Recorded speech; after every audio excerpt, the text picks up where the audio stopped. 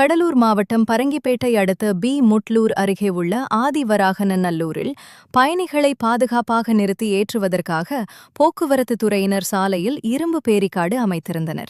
இந்நிலையில் அந்த வழியாக அதிவேகமாக வந்த தனியார் பேருந்து சாலையில் வைக்கப்பட்டிருந்த பேரிகார்டை மோதிவிட்டு நிற்காமல் சென்றதாக கூறப்படுகிறது.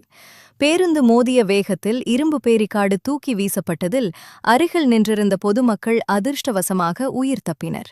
இந்த சம்பவம் அப்பகுதியில் பரபரப்பை ஏற்படுத்தியதுடன் சம்பவத்தின் சிசிடிவி காட்சிகளும் வெளியாகி அதிர்ச்சியை ஏற்படுத்தியுள்ளது.